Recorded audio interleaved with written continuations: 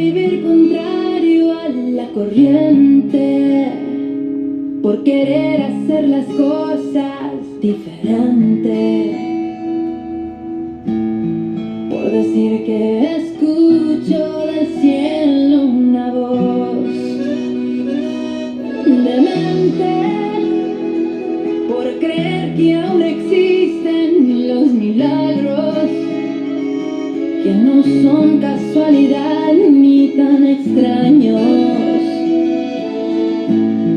porque me he acostumbrado a verlos en mí, porque he peleado mis mejores batallas. Bueno, muy buenos días para todos en esta preciosa mañana. Damos la gloria y la honra a nuestro Dios por un nuevo día, una nueva oportunidad para estar en la presencia de nuestro Dios y Padre bueno, ¿sí? Seguimos adelante con este proceso de el discipulado, ¿sí? Seguimos, hermano, avanzando con este proceso del discipulado. Es importante, ¿sí?, que cada día nosotros aprendamos, pero el aprendizaje, hermano, no es simplemente para aprender. El propósito de este aprendizaje es para que nosotros podamos estar preparados, plenamente capacitados para poder enseñar a otros en la vida cristiana, ¿sí? La vida cristiana. Entonces ya terminamos la semana pasada hablando acerca de lo que es la Santa Cena, ¿sí? Creo que fuimos bastante claros en la exposición de lo que es la Santa Cena, las recomendaciones que encontramos a la luz de la palabra en cuanto se refiere a este aspecto doctrinal que es la Santa Cena. Hoy vamos a estar hablando de un tema que es uno de los temas que podríamos decir trae grandes discrepancias, ¿sí?, en medio de la sociedad, y que trae grandes interrogantes, ¿sí? Vamos a estar hablando de la ley de la siembra, de la ley de la siembra. Hoy vamos a ver una parte, no alcanzamos a ver todo lo que da referencia a esta parte de lo que es la ley de la siembra. Pero vaya conmigo allí a la palabra de Dios, al segundo libro de la carta del apóstol Pablo a los Corintios, segunda carta a los Corintios, capítulo 9, versículo 7. Segunda carta a los Corintios, capítulo 9, versículo 7. Dice la palabra del Señor en el nombre del Padre, del Hijo y del Espíritu Santo. Amén.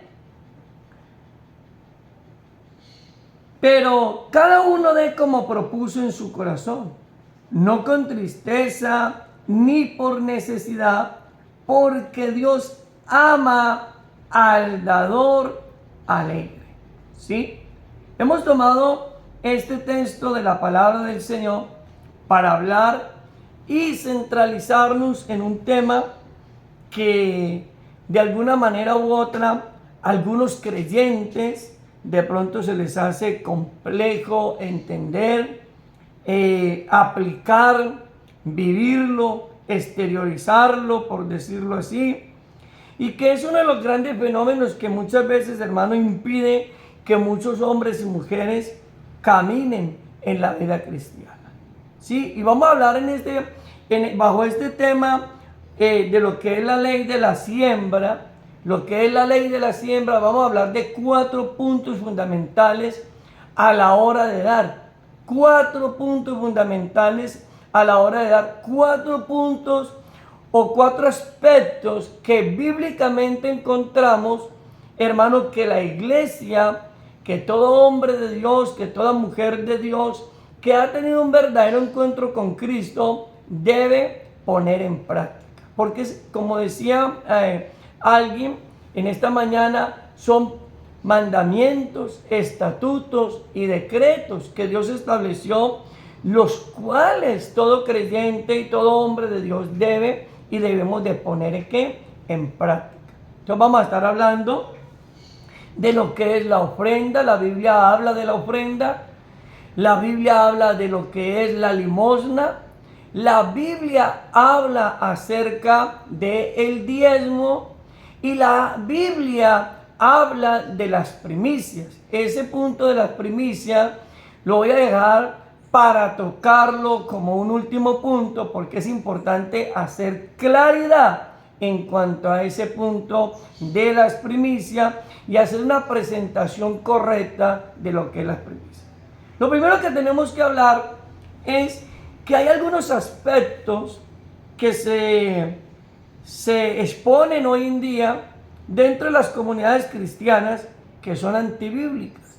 Por ejemplo, te encuentras hoy en día en el siglo XXI, encontramos mucho la palabra el pacto. Haga el pacto ahora por su casa, haga el pacto por su carro, haga el pacto por su empleo. Y hoy encontramos mucho esa famosa frase de el pacto o traiga la semilla, ¿cierto? Son términos que hoy en día encontramos en algunos léxicos, en algunos lugares, ¿cierto? Comunidades.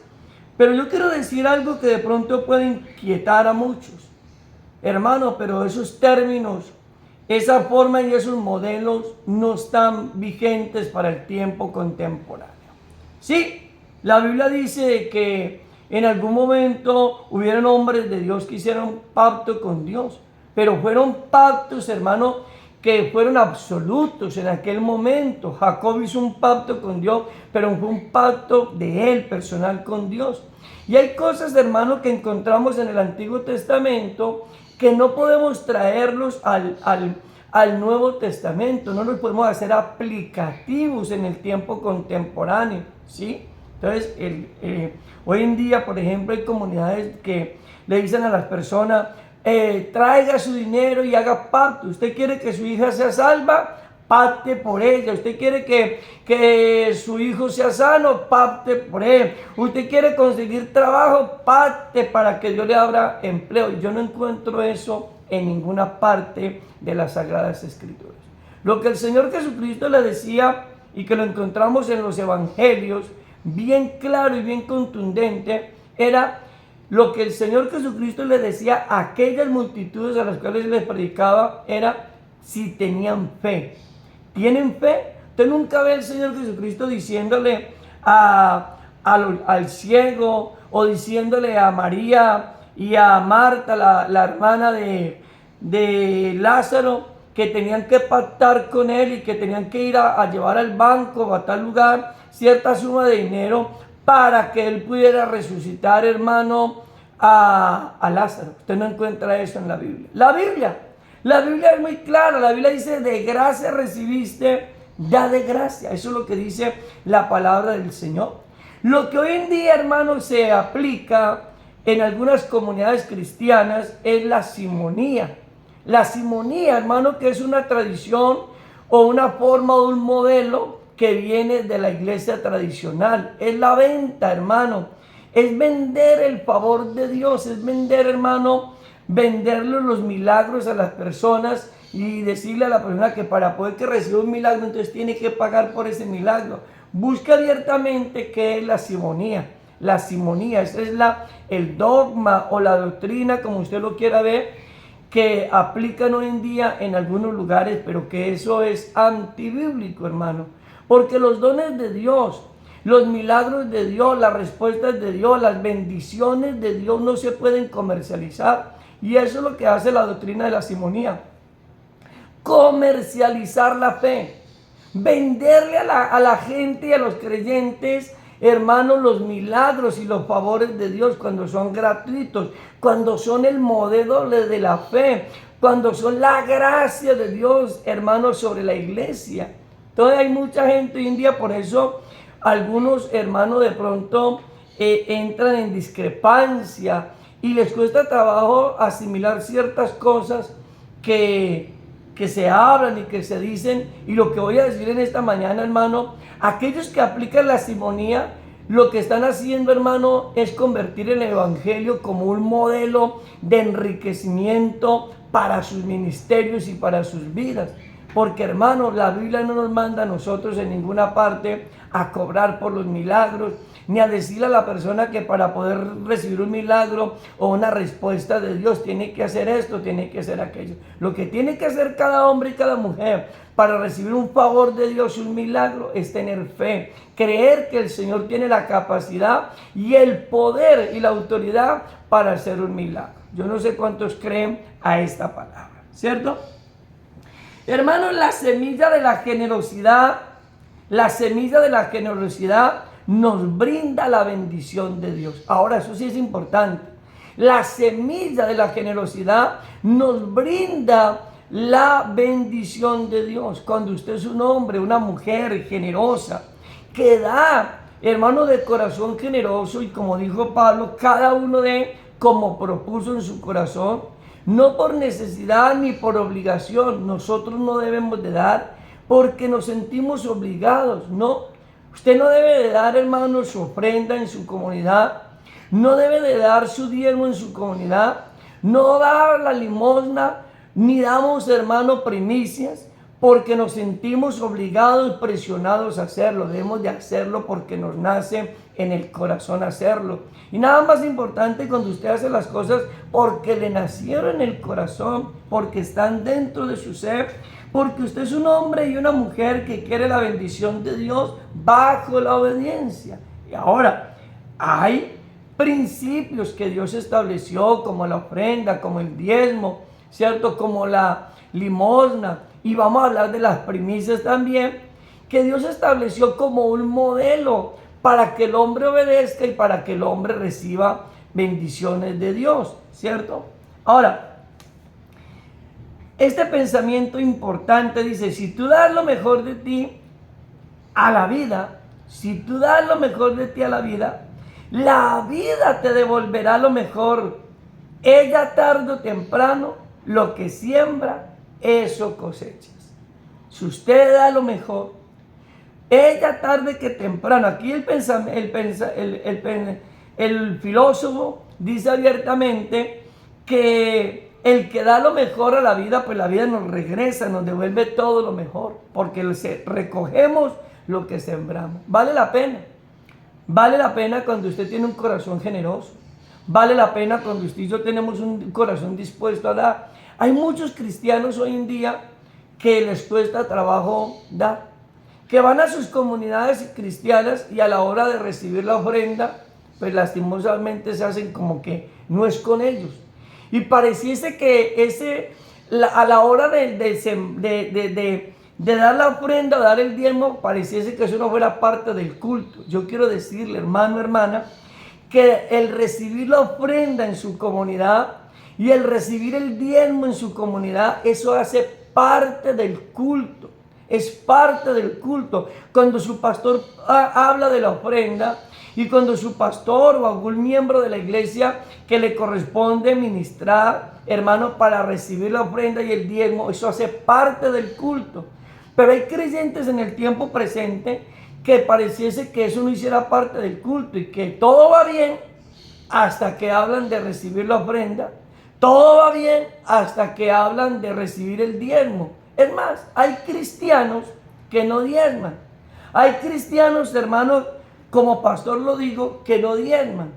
Pero recuerde que la Biblia está, como nos nombraban hoy, está compuesta por mandamientos, preceptos, estatutos y decretos. Y el deber de cada creyente es poner en práctica estos estatutos, preceptos, decretos y mandamientos, si verdaderamente consideramos que somos hijos de Dios.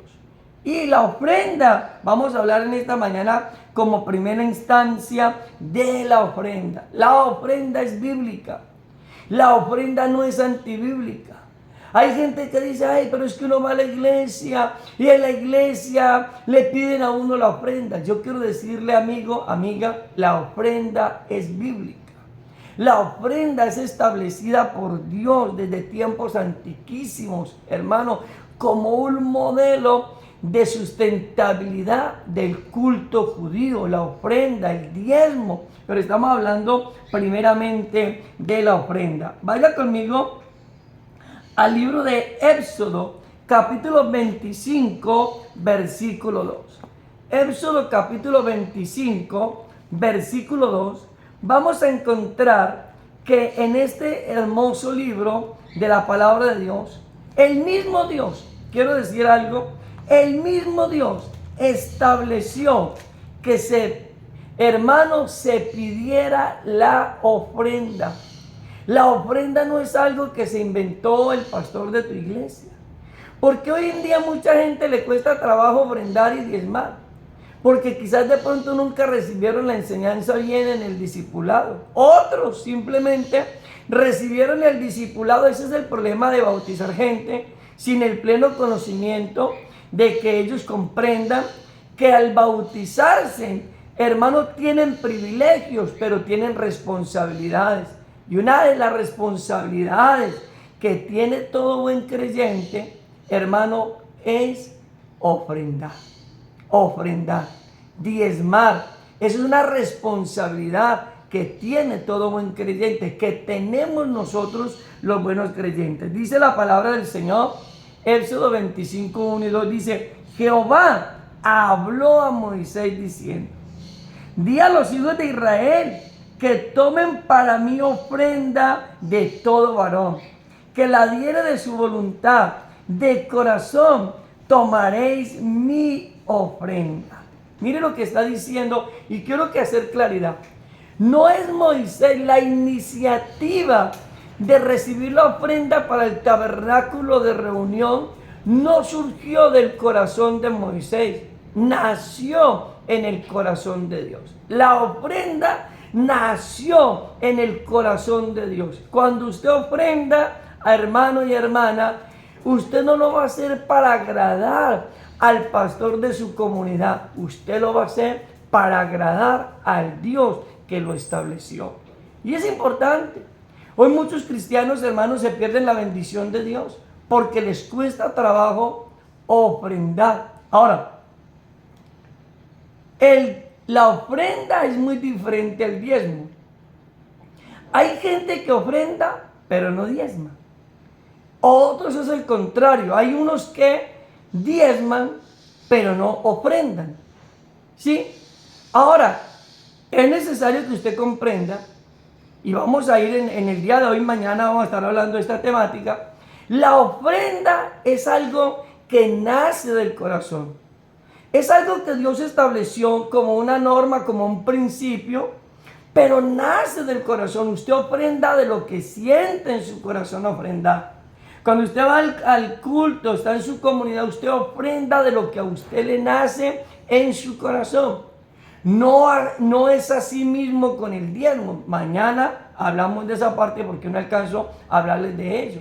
No es igualmente con el diezmo. La ofrenda, podemos decir que es voluntaria, se sujeta a la obediencia a Dios, pero que es voluntaria en cuanto al valor significativo que tenga la ofrenda. Pero somos llamados a ofrendar. No podemos quedarnos simplemente cumpliendo ciertas normativas, ¿cierto? Hay gente que diezma, como lo dije con anterioridad, pero que les cuesta trabajo ofrendar. No ofrendan, simplemente depositan su diezmo, pero no ofrendan. La ofrenda es lo que yo doy porque me nace en el corazón. Porque nace en el corazón tomar esa cantidad, de decir, esto no lo hago porque me siento en obediencia con Dios, no simplemente, sino porque lo hago porque me nace en el corazón hacerlo. ¿Y qué le dijo Dios a Moisés? Recoja, reciba la ofrenda de todo el pueblo, ¿cierto? El que de corazón voluntario las quiera dar. O sea, nacía del corazón del hombre. La ofrenda, usted puede proponer en su corazón cuánto es la cantidad que usted va a depositar. Hablando de la ofrenda. Hablando de la ofrenda, usted decide en su corazón cuánto es la suma que usted ha de depositar, hermano, en el alfolí a la hora de ser ministrada la ofrenda y el diezmo. A diferencia, el diezmo no. El diezmo, aunque estoy ahí adelantándoles un poquito, el diezmo usted no puede decidir, hermano, cuánto usted quiere dar. No, porque el diezmo, por eso se llama la palabra diezmo. La palabra diezmo, hermano, tiene una demanda, una exigencia y tiene un valor establecido por Dios, por decirlo así, una suma establecida por Dios, ¿cierto? Pero mañana ampliamos con propiedad. ¿Qué dice segunda carta a los Corintios capítulo 9, versículos 6 y 7? Vamos a mirar qué dice. Esto digo, el que siembra escasamente también segará escasamente. Y el que siembra generosamente, generosamente también segará. Cada uno de como propuso en su corazón, no con tristeza ni por necesidad, porque Dios ama al dador alegre. ¿Cierto? Damos, hermano, no con tristeza ni por necesidad, porque Dios ama al hombre, a la mujer que de corazón sincero ofrenda. La ofrenda, hermano, la damos de corazón. Y mira lo que dice: el que siembra escasamente, escasamente también recogerá o segará.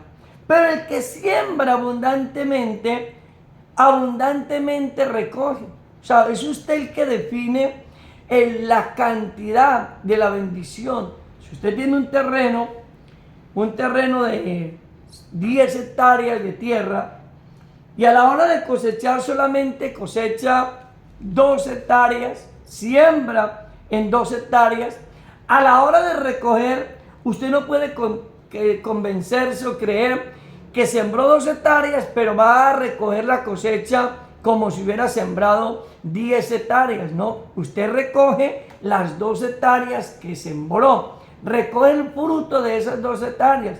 Porque hay gente que le cuesta trabajo, hermano, comprender estos principios. Y vuelvo y lo digo, hay gente que lucha en las iglesias.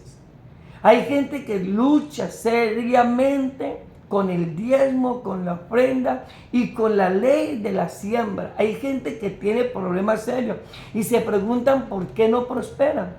¿Por qué, hermano, no salen de las situaciones en que se encuentran? ¿Cierto? Por lo mismo, hermano, porque somos, con mucho respeto lo voy a decir, somos mezquinos para dar. Queremos que Dios nos dé en abundancia, queremos que Dios nos prospere, queremos ver el fruto de las bendiciones de Dios, pero lo que nosotros no queremos, somos expertos para extender la mano para recibir de parte de Dios, pero cuando llega el momento de nosotros dar, somos expertos en guardar nuestras manos. Y ahí está el problema. Vaya conmigo a Mateo 5:23. La ofrenda es un acto relacional también, hermanos. La ofrenda es un acto, aunque es un acto de voluntario, por amor. La ofrenda es un acto voluntario por amor, pero también la ofrenda es un acto relacional. Mateo capítulo 5, versículo 23. Vamos a mirar qué nos dice el evangelista Mateo aquí. El Mateo 5:23, hablando de que la ofrenda es un acto relacional, ¿sí? Dice la palabra: por tanto, si traes tu ofrenda al altar y allí te acuerdas de que tu hermano tiene algo contra ti, deja allí tu ofrenda delante de él, del altar, y anda, reconcíliate primero con tu hermano, y entonces ven y presenta la ofrenda. Esto es algo que muchas veces, hermanos, nosotros pasamos por inadvertido, que creemos que esto no tiene valor significativo. A veces creemos que Dios está más interesado en el dinero que nosotros depositamos que en la vida relacional que nosotros tenemos, primeramente con Dios, pero también con aquellas personas que nos rodean. Hay gente llena de odio, de resentimiento, de amargura en su corazón, pero ofrendan, pero diezman. Le pregunto, una persona que tenga resentimiento, odio, amargura en su corazón, pero ofrenda, el día que se muera se puede salvar. ¿Qué me dirían ustedes? ¿Puede un hombre o una mujer que hay resentimiento en su corazón, pero ofrenda y diezma, y el día que se muera se va a salvar? Hermanos, déjenme decirles que no. Porque no es la ofrenda la que salva.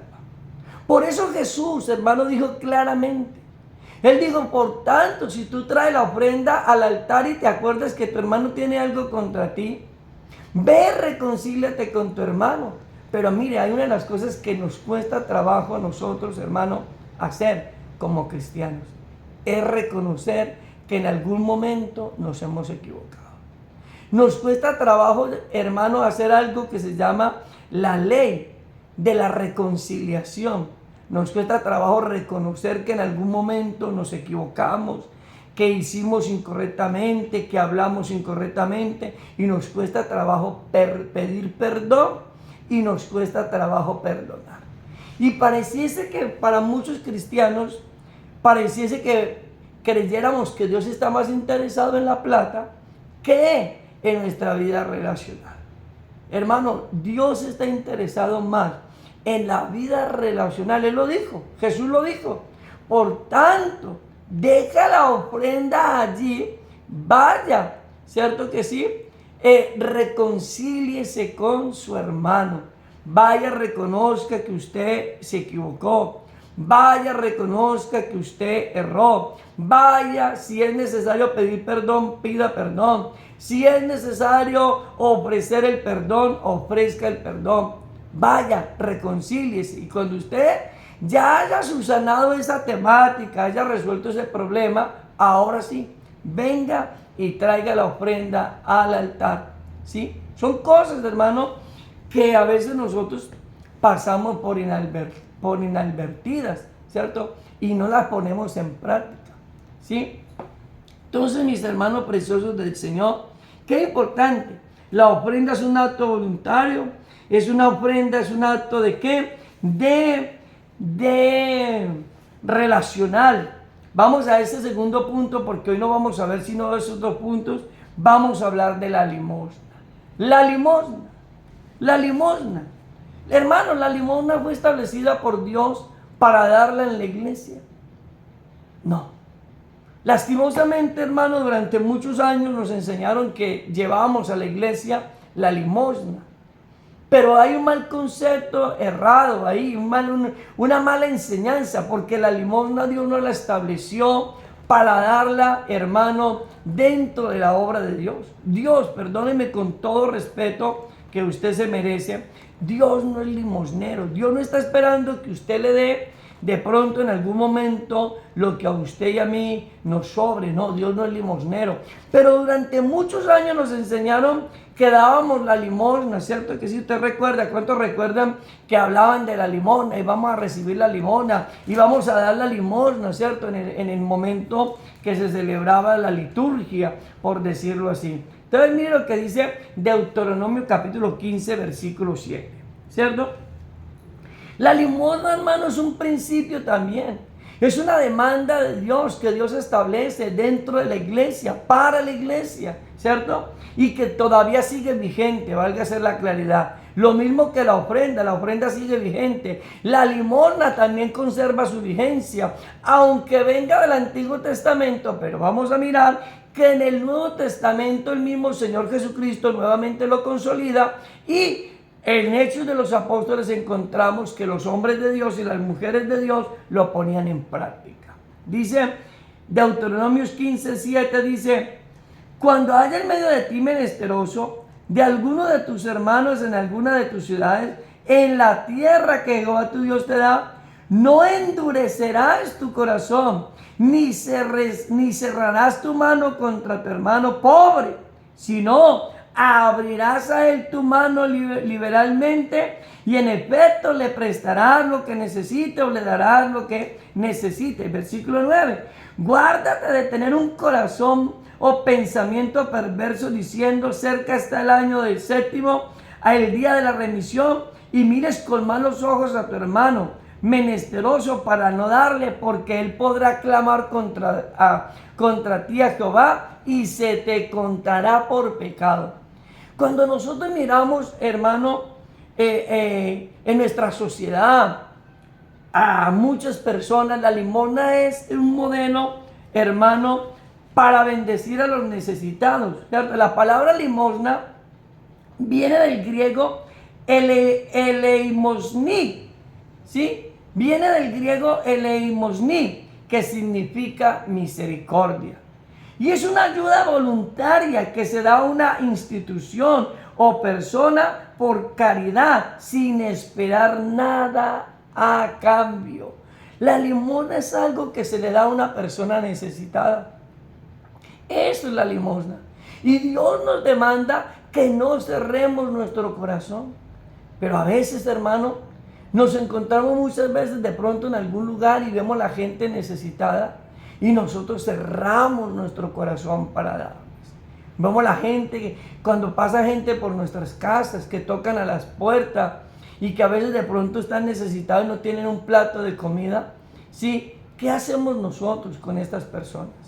¿Qué hacemos nosotros? Y nuestro deber como buenos cristianos, hermano, es extenderle la mano, darle a ese hombre o a esa mujer necesitada, brindarle un apoyo. Vi en esta mañana, tuve la oportunidad de ver un video que me impactó, ministró mucho mi corazón, me confrontó también, porque es que necesitamos ser confrontados, de un hombre que se encontró a un anciano en las vías de nuestra geografía colombiana. Lo encontró caminando, llevaba 3, 4 días caminando. El hombre se acercó, lo ayudó, le dio de comer, hermano, le bendijo, lo ayudó, lo sustentó. Y eso es lo que el pueblo de Dios somos llamados a hacer. Nosotros somos llamados, hermano, a ayudar al necesitado, bendecir a aquel que necesita en algún momento, que podamos bendecir al que necesita, al que requiere. Ahora, la Biblia dice que por haberse multiplicado la maldad, el amor de muchos se enfriará. Y hoy en día es muy tremendo cuando uno da, porque pues a veces no se sabe ni siquiera para qué es que usted da, pero igualmente usted debe dar. Ahora, hay modelos donde usted puede dar con seguridad. Yo, por ejemplo, este servidor, cuando estoy en la calle, me encuentro con alguna persona que veo que tiene la necesidad, yo principalmente no acostumbro a dar dinero.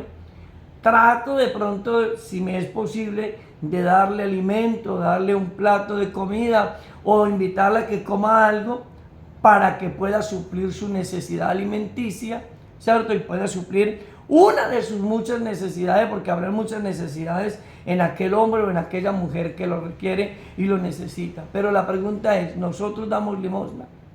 O simplemente nosotros decimos, ay, allá viene otra vez ese hombre, esa señora, allá viene otra vez, y cerramos nuestro corazón contra él, ¿cierto?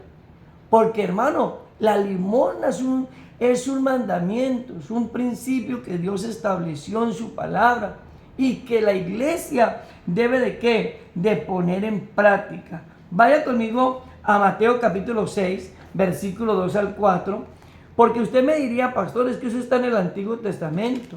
Hay mucha gente que discrepa mucho porque dice, no, es que eso era en el Antiguo Testamento, eso ya en el Nuevo Testamento no es necesario hacerlo. Vamos a mirar, porque ¿qué hace el Nuevo Testamento? El Nuevo Testamento nos da por ende de que lo que estaba escrito en el Antiguo Testamento se cumple en el Nuevo Testamento.